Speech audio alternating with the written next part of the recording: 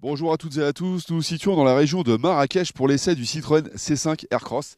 Alors tout nouveau véhicule, il s'agit d'un SUV familial. En termes de plateforme, on partage avec les éléments avec la Peugeot 3008, 5008 ou encore Opel Grandland X. Alors bien sûr, on a un style totalement différent, c'est du Citroën, ça se voit au niveau de la face avant, avec quelque chose de très bombé, assez vertical, puis ces phares effilés qui sont assez originaux.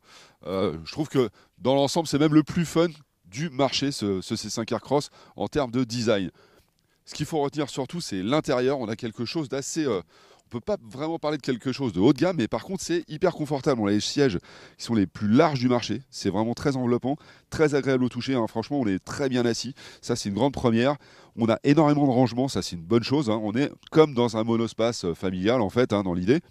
Et surtout, en termes d'infodivertissement, on peut connecter à peu près tout ce qu'on veut en termes de smartphone. Ça, c'est pratique. Et le combiné d'instruments a été modifié pour en fait, a été modifié pour accueillir un écran LCD, une dalle qui est assez sympa. C'est un peu le système, on retrouve un peu le système iCockpit de chez Peugeot, mais en simplifié. À l'arrière, ce qu'il faut retenir, c'est la banquette qui coulisse sur 10 centimètres. Ça, c'est très très bien. Alors, c'est pas vraiment une banquette. En fait, on a 3 sièges indépendants qui font la même taille. Ça, c'est très bien aussi. Ça permet d'avoir plus de place au milieu, notamment.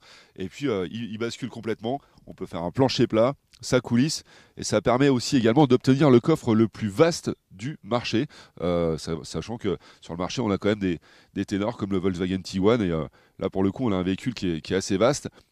Ce qui est très important sur le C5 globalement, c'est la notion de confort.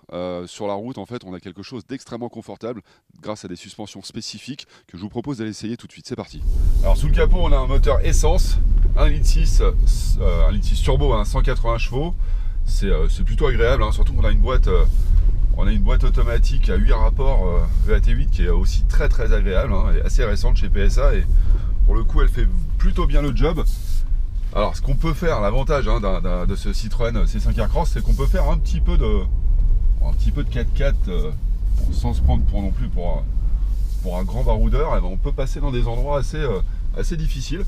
Là c'est ce que je suis en train de faire justement et je suis assez étonné parce qu'on n'est pas sur une 4 roues motrices, on est sur une traction, donc on n'a que 2 roues qui entraînent la voiture et grâce au grip control qui a un petit module électronique spécifique par rapport à PSA, justement chez PSA on va pouvoir vraiment passer dans des endroits un peu délicats et je dirais que c'est assez pratique quand on a besoin de faire des petites escapades.